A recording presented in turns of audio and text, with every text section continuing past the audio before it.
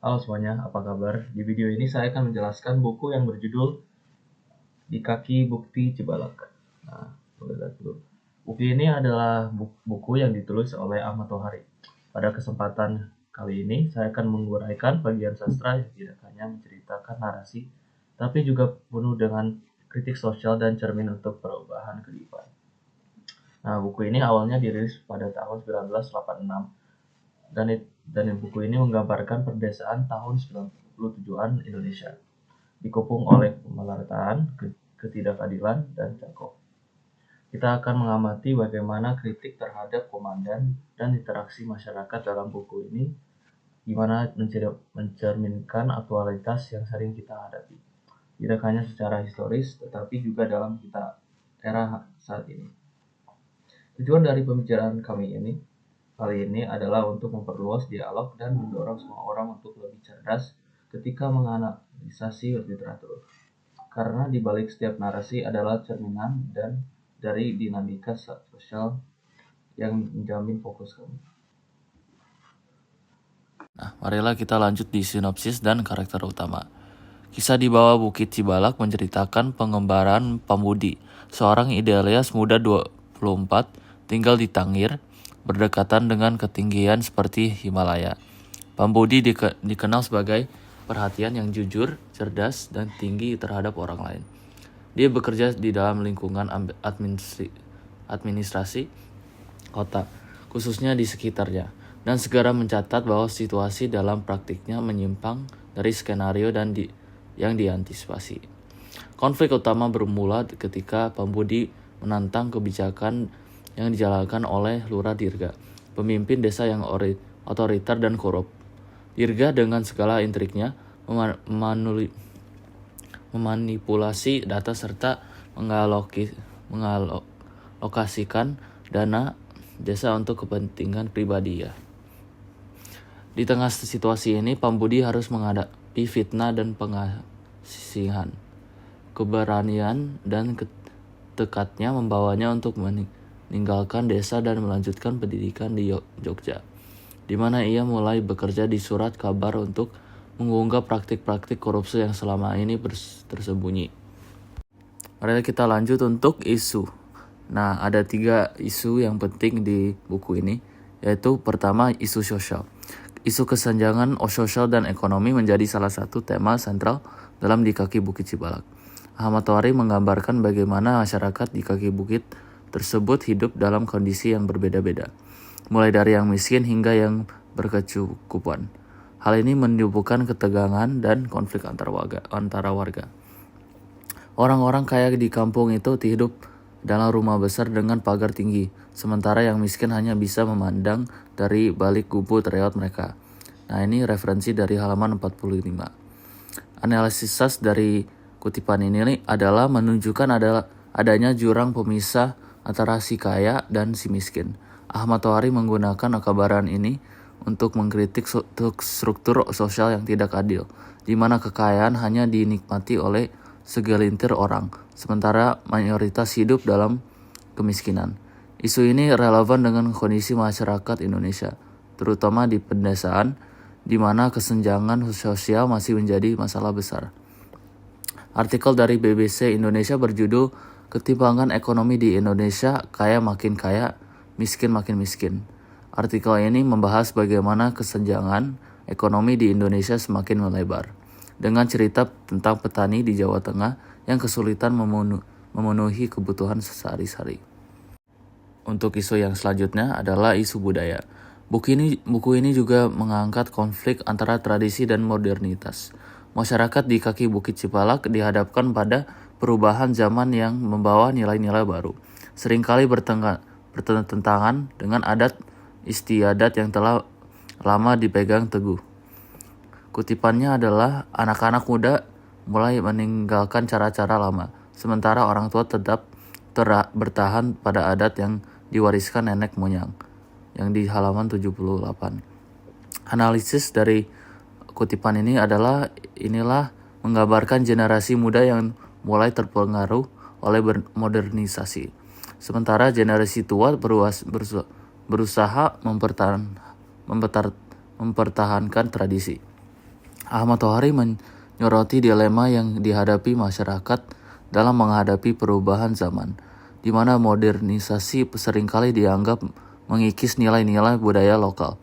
Isu ini relevan dalam konteks globalisasi, di mana banyak masyarakat tradisional berjuang mempertahankan identitas mereka. Konflik antara tradisi dan modernitas juga menjadi perhatian di Indonesia. Artikel dari Kompas.com berjudul Ondel-ondel ikon Betawi yang terpaksa ngibing dan ngamen buat bertahan, yang dipublis di tahun 2016 menceritakan bagaimana ikon budaya Betawi ondel-ondel kini digunakan untuk mengamen di jalanan demi bertahan hidup. Hal ini mencerminkan tekanan modernisasi terhadap pelestarian budaya tradisional. Dan isu yang terakhir adalah isu politik. Relasi kuasa dan eksploitasi juga menjadi isu penting dalam buku ini. Ahmad Tohari menggambarkan bagaimana kekuasaan seringkali digunakan untuk menindas yang lemah, baik secara ekonomi maupun sosial. Para pemilik tanah itu tak segan menggunakan kekuatan mereka untuk mengambil hak-hak orang kecil, sementara yang lemah hanya bisa pasrah, yang ditunjukkan di halaman 112. Analisis dari kutipan ini menunjukkan bagaimana kekuasaan dan kekayaan digunakan untuk mengeksploitasi mereka yang tidak berdaya. Ahmad Tohari mengkritik sistem yang memungkinkan ketidakadilan ini terjadi, sekaligus menyoroti ketidakberdayaan masyarakat kecil dalam menghadapi ketidakadilan. Isu ini relevan dengan kondisi agraria di Indonesia, di mana konflik tanah dan eksploitasi masih sering terjadi. Relasi kuasa dan eksploitasi dalam konteks politik Indonesia seringkali terlihat dalam kasus korupsi dan penyalahgunaan kekuasaan.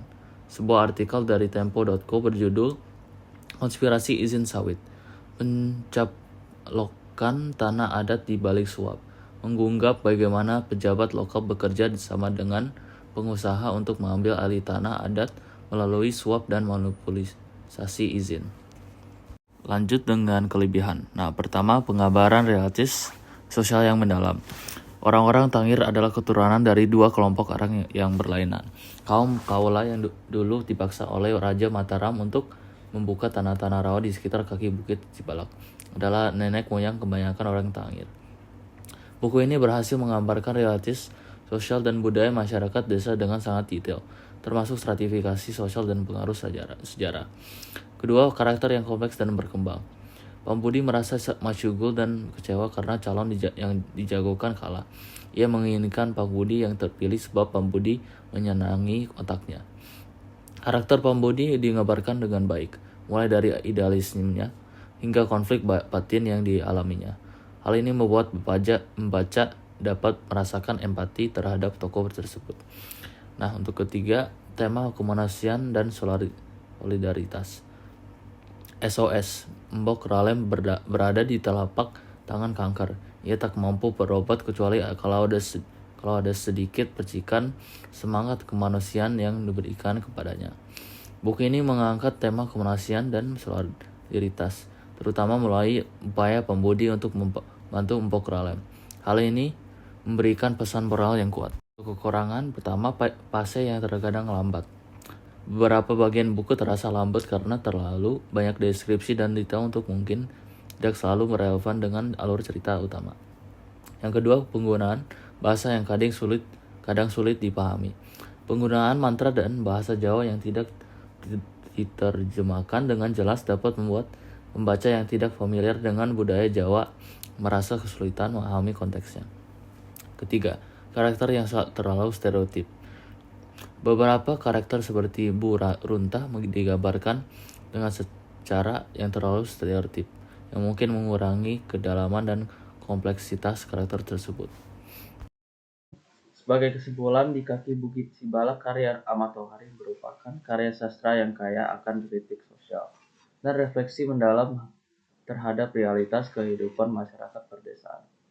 Melalui kisah Pambudi dan konflik dengan kepimpinan korup yang diwakili oleh Ruradirga, Tohari tidak hanya menceritakan sebuah perjuangan individu, melainkan juga menggambarkan perjuangan kolektif masyarakat untuk mencapai keadilan dan kesejahteraan. Pesan yang dapat kita ambil adalah bahwa keberanian untuk menyuarakan kebenaran dan pentingnya integritas dalam memimpin adalah nilai-nilai yang tidak lekang oleh waktu. Novel ini juga mengingatkan kita agar tidak pasif dalam menghadapi ketidakadilan, melainkan terus kritis dan aktif mencari solusi demi terwujudnya masyarakat yang lebih adil dan sejahtera. Terima kasih atas perhatian dan waktu yang telah diberikan. Semoga pembahasan ini adalah bahasan yang dapat menginspirasi kita semua untuk lebih mendalami karya sastra sebagai cermin kehidupan dan terus memperjuangkan nilai-nilai kebenaran dalam setiap aspek kehidupan. Selamat berdiskusi dan terus berkarya.